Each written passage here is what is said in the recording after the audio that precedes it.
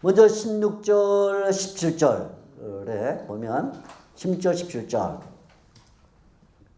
17절은 먹는 것, 마시는 것, 또 절기, 초하루, 안식일 뭐 이런 말이 나와요. 먹는 것, 마시는 것, 절기. 절기란 말은 당연히 유대 절기를 말하고 있어요. 뭐 6월절 또는 뭐 오순절, 77절이죠. 그리고 또 초막절 이런 절기. 월삭 또는 초하루 이거는 이제 한 달의 첫날 안식일 일주일마다 돌아오는 거. 그래서 큰 개념 절기라는 모에드 히브리어로 모에드 그래서 이제 몇 달 만에 돌아오는 것이고 월삭 초하루는 이것은 한 달 만에 돌아오는 것. 또 안식일 이것은 일주일 만에 돌아오는 것. 큰 것부터 시작해서 이렇게 쭉 펴들어가는 방식을 썼어요. 자, 이것들은 다 유대교가 계속 발전시켜 놓은 것들입니다. 유대교. 그러니까 앞에서도 말씀드렸지만 미시나는 예루살렘이 파괴된 이후 주 70년 이후에 랍비들이 자기들의 그 신앙 전통을 이제 모으기 시작한 거예요. 그래서 여섯 개의 책으로 이제 모았는데, 그래서 미시나는 6개로 돼 있어요. 6부분으로 돼 있는데, 주 2세기쯤에 이제 완성이 됐죠. 여기에 보면 구약에 들어있는 특별히 모세오경에 들어있는 여러 그 내용들을 해석을 했어요. 해석 또는 거기에 어떤 예들을 들어서 적용을 해 나갑니다. 그래서 자꾸 적용을 해서 구약을 해석해서 해석한 게 또 법이 되는 거예요. 구약이 법인데 해석한 게 또 법이에요. 법이 점점 많아진 거죠. 그래서 그게 누가 만드냐면 랍비들이 만드는 거예요. 교사들이. 그러니까 교사들의 논쟁과 교사들의 어떤 사색에서부터 나왔기 때문에 그것이 하나의 전통이 되는데 그 전통은 사람의 머리에서 나온 전통이다. 그래서 그걸 사람의 유전 또는 사람의 전통 이렇게 말하게 된 것이죠. 사람의 유전, 사람의 전통. 사람의 머리에서 해석이 나오게 됐다 하는 것입니다. 두 가지를 사도 바울이 문제 삼았는데 하나는 먹는 것과 마시는 것이라는 것, 또 하나는 절기, 월사, 안식일 이런 것이죠. 둘로 나눴어요. 먹는 것과 마시는 것. 이 먹는 것과 마시는 것은 양식을 가리키는 게 아니라 양식, 먹거리 또는 마실거리 뭐 그런 말이 아니라 음식, 음료가 아니라 먹는 방식 또는 마시는 방식을 말하고 있어요. 물질을 말하는 게 아니라 그 먹는 것에 대한 태도, 마시는 것에 대한 태도예요. 그러니까 내가 오늘 무슨 밀로 된 빵을 먹을 것인가, 보리로 된 빵을 먹을 것인가 이런 문제가 아니라는 거예요. 콜라를 마실까, 간장을 마실까 그게 아니라는 거예요. 그게 아니라 뭐냐면 어떤 먹을 것을 놓고 그걸 어떤 방식으로 먹을 것인가, 마실 것을 놓고 어떤 방식으로 마실 것인가 이런 것이죠. 이제 그런 방식의 문제에 대해서는 이미 구약 성경에 많이 나오는 것을 볼 수가 있습니다. 많이 나와요. 그런데 이 먹고 마시는 방식 또는 행위와 관련해서 점차 어떤 문제가 생겨났냐 하면 그 먹고 마시는 그 자체를 놓고는 채식주의가 나왔어요. 채식주의. 고기를 먹으면 안 된다. 채식을 해야 된다. 이렇게 나오죠. 로마서 14장 1절 등등의 이 문제가 교회도 들어왔습니다. 방법과 관련해서는 이 음식을 어떻게 먹을 것이냐. 정결법이 나왔습니다. 예수님이 유대 장로들 법을 비판하면서 마태복음 15장 2절에 이 먹는 방법에 대해서 얘기했죠. 또 먹는 도구에 대한 얘기가 나오는데 이것은 식기의 정결법. 특별히 그릇을 뭐 씻고 담는다, 안 씻고 담는다 이런 문제. 이제 특별히 미시나 토라오트 켈림이라는 이제 부분에 미시나 6부분으로 되는데 그 중에 한 부분이 켈림이라는 부분인데 켈림이라는 말은 히브리어로 그릇이라는 뜻입니다. 그릇. 그러니까 음식을 먹을 때 어떤 도구를 사용해야 되느냐 뭐 이런 것을 주로 다루는 이런 내용들이에요. 계속해서 유대인들이 먹고 마시는 방식과 관련해서 여러 일들이 발전적으로 해석이 됐다 그런 말입니다. 여기도 먹는 것과 마시는 것 놓고 그것이 너희를 비판거리가 되지 못하게 하라 이렇게 말해주고 있죠. 특별히 여기에서 강하게 등장하는 것이 금욕주의. 먹는 것과 마시는 것 관련해서 가능하면 안 먹고 안 마시는 그것이 마치 영적인 것처럼 보이는 금욕주의, 그죠? 금식과 뭐 이런 것들. 이제 그것이 훨씬 영적으로 보이는 거예요. 먹고 마시는 것보다. 그래서 이제 채식주의, 또 식사의 정결법, 도구의 뭐 정결법, 금욕주의 이런 것들이 나오죠. 절일과 관련해서는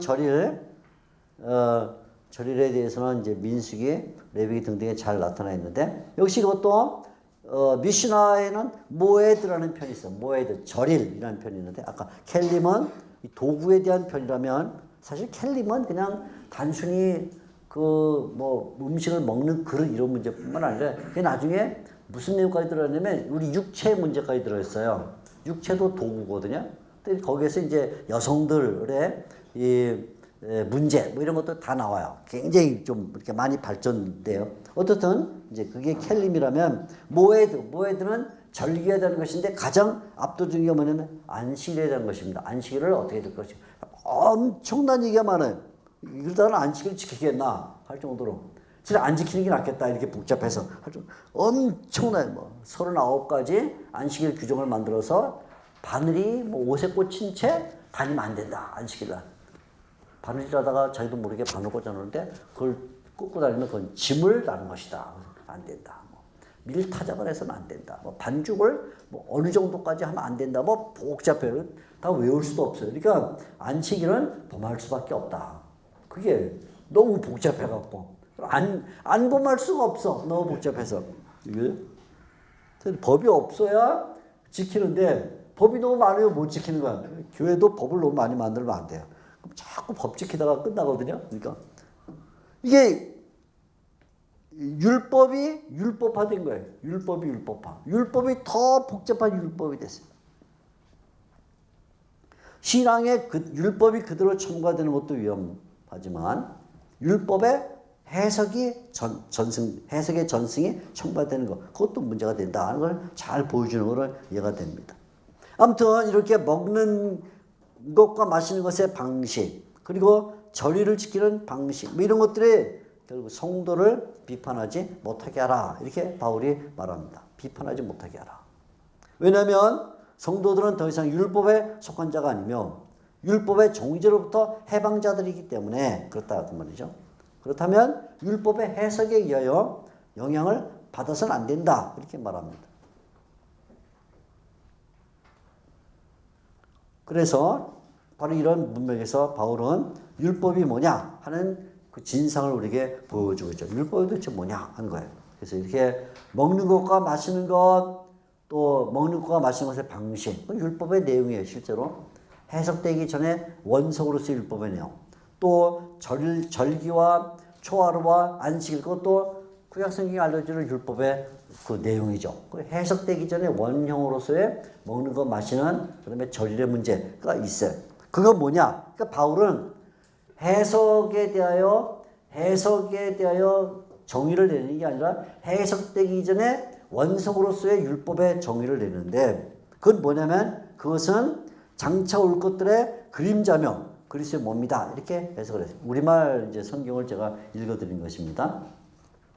이거 이제 굉장히 어려운 구문인데 아무튼 다시 한번 그건 뭐냐고 말할 때 이런 것들은 17절 이런 것들 이것들은 뭐냐면 먹고 마시는 것 구약 성경이 본래 알려준 그 먹고 마시는 것에 대한 계명 절기나 초하루나 안식일에 대한 계명 이것들은 본래 뭐냐면 그것들은 해석되기 전에 원석으로서의 그 율법은 뭐냐면 그냥 우리말 성대로면 장래일의 그림자이다 이렇게 말했어요. 장래일의 그림자이다. 자, 이 구문은 좀 설명을 많이 해야 될 구문입니다. 골로새서의 어려운 내용들이 뭐 거의 매절마다 다 어렵지만 이 구문도 굉장히 어려워요. 자, 첫째는 이제 헬라어를 읽을 수 있는 분들은 그 장차 올 것들의 그림자며 그리스도의 몸이다 한 그 헬라어에 보면 장차 올 것들의 그림자라는 말과 그리스도의 몸이라는 것이 약간 그 구별이 되어 있어요. 구분. 장차 올 것들의 그림자라는 말과 그리스도의 몸을 구분할 때 사용한 단어가 대라는 단어입니다. 대. 근데 이 대가 어떤 때는 좀 날카로운 대조를 나타낼 때도 있고, 대조. 어떤 때는 그냥 그런데 해서 그냥 이렇게 연결하는 의미로 사용될 때도 있어요. 근데 이게 날카로운 대조냐, 그림자와 몸을 날카롭게 대조하고 있는 것이냐, 아니면 그림자인데 동시에 또한 몸이기도 하다, 이렇게 붙이려고 하느냐 하는 것을 이제 결정해야 되는 것이죠. 대조시키고 있냐, 그림자와 몸을, 아니면 그림자와 몸을 연결시키고 있느냐, 그림자이자 또 몸이다, 이렇게 말하는 것이냐 하는 것이죠.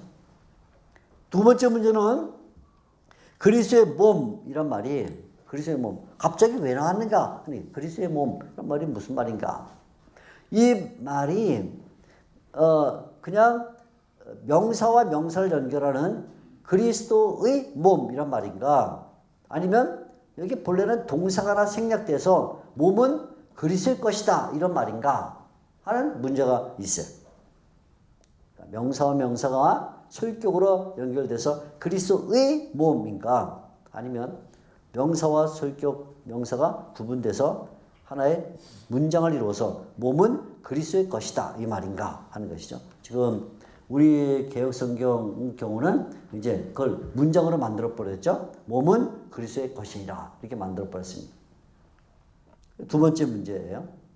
세 번째 문제는 그림자와 몸이 도대체 어떤 관계인가 하는 것이, 그림자와 몸. 그림자와 몸은 대조적인가? 뭐 플라톤 철학이나 뭐 등등에서 뭐 지금도 우리가 그냥 얘기할 때 그림자 그것은 뭐 지나가는 것, 몸 그것은 남는 것, 이렇게 생각하는 것이 그런 대조적인가? 아니면 그림자와 몸은 서로 상보적인가? 그림자이지만 동시에 몸이다, 그런 뜻인가? 그죠? 네 번째는 장차오는 것들, 그거 뭐냐? 장차오는 것들, 톤, 멜론톤, 장차오는 것들이 뭐냐? 천국을 가리키냐? 아니면 미래를 가리키냐? 아니면 구원을 가리키냐? 뭘 가리키냐? 뭐 이런 문제들이에요. 이 한 문장 속에 다 문제예요, 다 문제. 그러니까 이때는 잘 모르겠다, 제일 좋죠. 잘 모르겠다. 그래서 잘 모르겠다. 모르는 것을 가능하면 설교를 하지 마라. 설교하실 때 괜히 자기도 모르는 거 설교해가지고 자기도 모르고 성도도 모르고 다 같이 모르고 끝나고 나도 어정쩡하고 설교를 들어도 어렵고 한 사람들이 그럴 필요 없어요. 그러니까 성경의 계시는 잘 아는 것만 말해도 일생 동안 설교할 수 있습니다. 잘하는 것만 말해도. 그러니까 잘 모르는 거는 천국 가서 알면 되니까 천국까지 갈 것을 남겨놓고 잘 아는 것만 얘기를 하세요. 잘하는 것만. 그죠?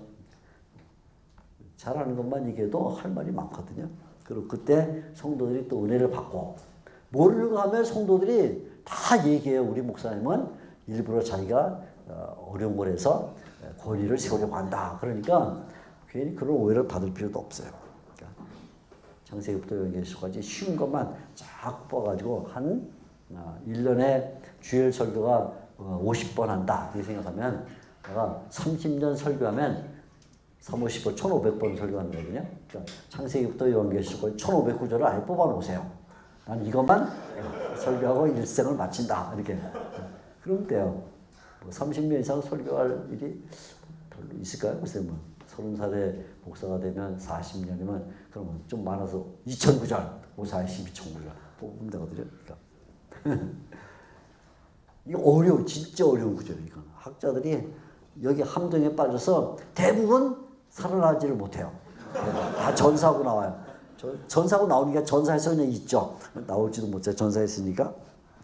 자, 우선 여기에서 바울이 정말 이 구절로 뭘 말하는 것이냐, 굉장히 어려운데, 우선 이 그림자라는 이 용어를 좀 잘 이해할 필요가 있습니다. 그림자. 이 그림자라는 용어는 골로새서에도 나오고 히브리서에도 나오고 여러 부분에 나옵니다. 근데 그림자라는 이 단어를 많은 사람들이 오해를 해요. 뭘 오해냐면 스키아, 헬라어로 스키아라는 단어인데, 이게 구약에서부터 그림자라는 단어를 갖고 와요. 구약에서 이 그림자가 짤이라는 단어, 짤. 히브리 시편 23편에 보면 죽음의 죽음의 골짜기를 지났다는데 짤 마베트 이렇게 말하는데, 짤이란 젤, 젤이란 단어인데 히브리어로 젤리 할 때 젤입니다. 먹기도 좋게 생겼나 보죠. 젤, 그림자. 이 그림자란 말이 그림자가 히브리어는 젤인데요. 젤. 이게 구약에서 그림자라고 쓰는 것을 바울이 갖고 온 거예요. 사실은 바울이 갖고 왔는데 구약과 지금 관련해서 말하고 있으니까 이런 것들은 먹고 마시는 구약의 원래 그 계명 또 절기와 초하루와 안식일 같은 그런 구약의 원래 계명 그걸 말하고 있기 때문에 구약에서부터 계명을 갖고 온 거예요. 젤, 그림자. 근데 구약에는 이 젤이라는 단어가 두 대상에게 씁니다. 두 대상. 하나는 누구에 쓰냐면 하나님에게 써요. 하나님. 두 번째는 사람에게 씁니다. 사람 또는 세상. 주로 사람에게 써요. 근데 사람에게 쓸 때는 언제나 부정적 의미로 써요. 부정적 의미. 인생은 그림자와 같습니다. 내 삶이 그림자와 같이 늘어졌습니다. 이런 쓸 때 뭐냐 건 지나가는 것, 밟아도 아프지도 않은 것, 결국은 없어지는 거라는 부정적인 의미. 인생은 그림자와 같습니다. 언제나 이거 욥기를 읽건 시편을 읽건 어디를 듣지 간에 항상 사람과 관련해서 그림자라는 단어가 나올 땐 언제나 부정적 의미다. 그런데 반대로 하나님과 관련해서 그림자라는 단어가 쓸 때는 거의 언제나 제가 찾아본 바로는 한두 번 빠질 수가 있기 때문에 모르겠는데 거의 언제나 긍정적이에요. 긍정적. 그래서 주의 그림자가 나를 덮습니다. 주의 그늘 아래 할 때도 그림자인데 그늘 아래 내가 피합니다 하고 말할 때는 언제나 주님을 대치하는 의미의 주의 그림자, 주님의 그늘 하고 말할 때는 그 자체가 은혜고 그 자체가 보호막이고 그 자체가 은신처고 할 때 말은 긍정적이에요.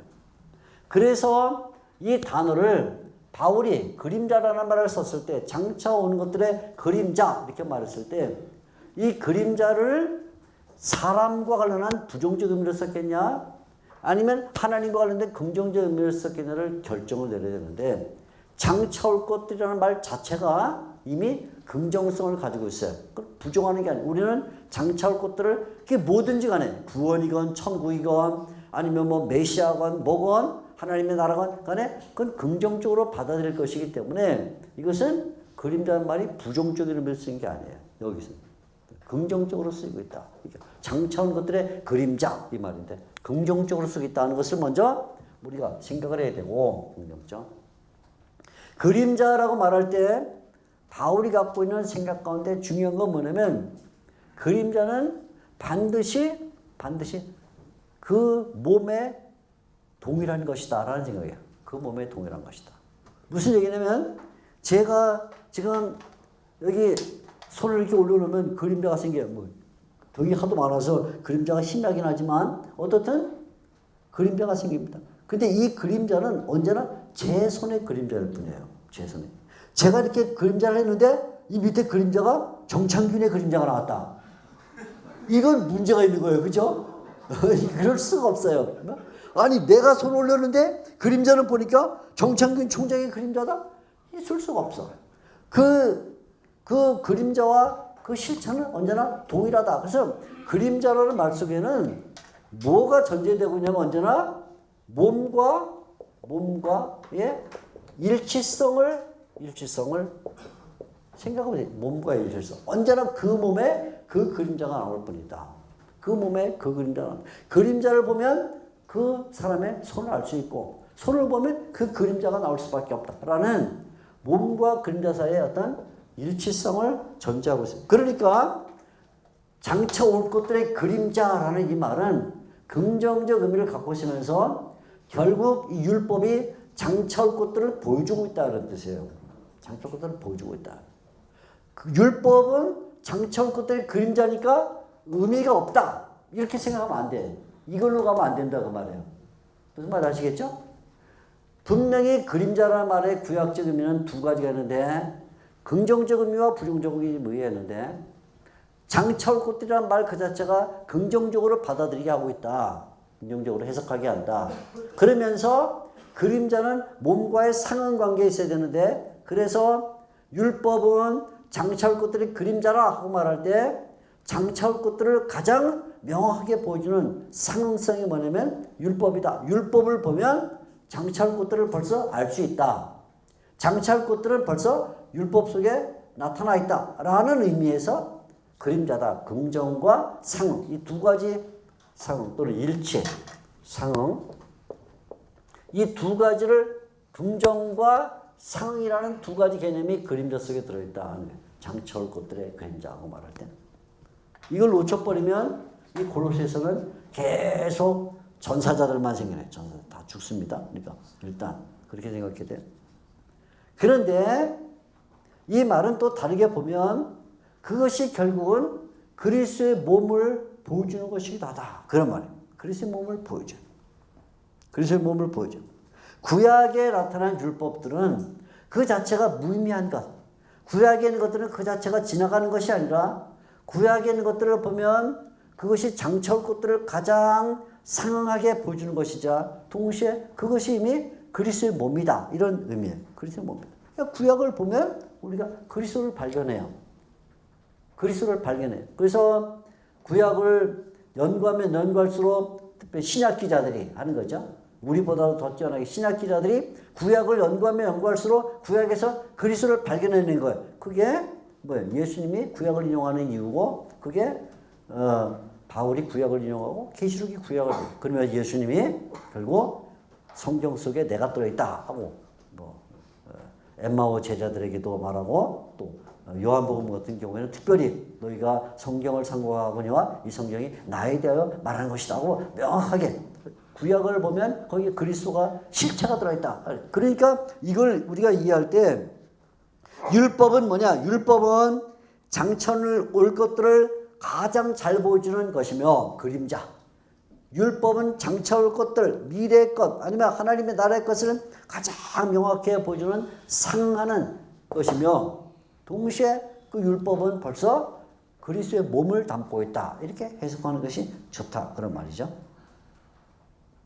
여기 1, 2, 3, 4 있는 그 밑에 좀 읽어보면 이것들은 예표로서 장래의 것들을 보여주는 역할을 한다. 그림자라는 말은 일치성을 나타내기 위해서 사용되었다. 위에 언급한 요소들, 장들은 그죠? 구약이죠.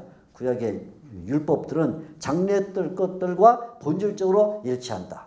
그렇기 때문에 이것들은 구약의 차원에서 그리스도의 몸이기도 하다. 그것들은 그리스도와 무관한 것이 아니다. 그리스도와 깊은 관계가 있다. 그리스도의 몸을 보여주기 때문이다. 그 말이죠.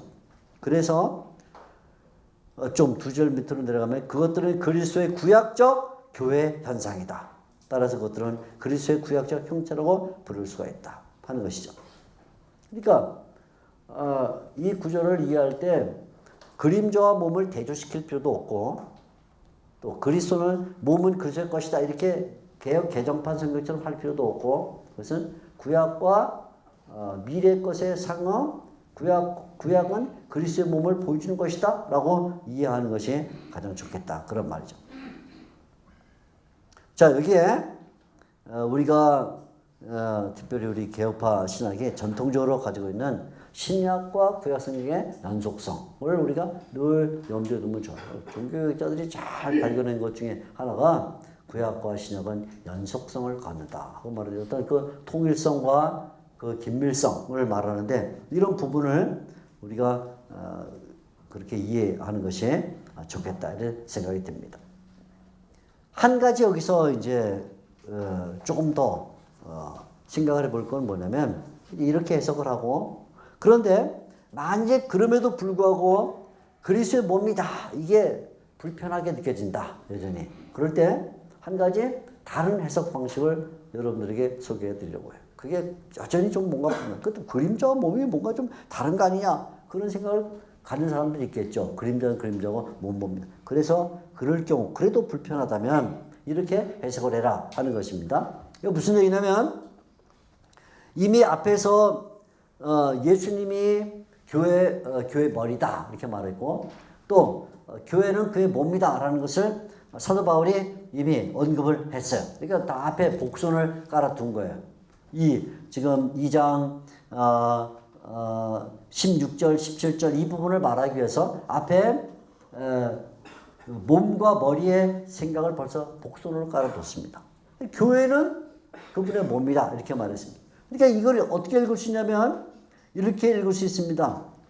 그러므로 먹고 마시는 것과 절기나 초하루나 안식일로 누구든지 너희를 비판하지 못하게 하라 이렇게 말하고, 너희는 누구냐? 너희는 그리스도의 몸이다. 17절 끝에 몸은 그리스도의 것이냐 이렇게 해석하지 말고 그리스도의 몸이라고 했으니까 너희가 누구를 받냐면 그리스도의 몸을 받는다 이렇게 볼 수 있어요. 자, 제가 몇 번이나 앞에서 골로새서에서 중요한 문법적 사항 가운데 하나는 동격이다 이 말했어요. 동격. 그러니까 바울이 동격을 사용하기를 전한다 골로새서라는 것을 염두에 두면 여기 17절을 16절 17절을 이해할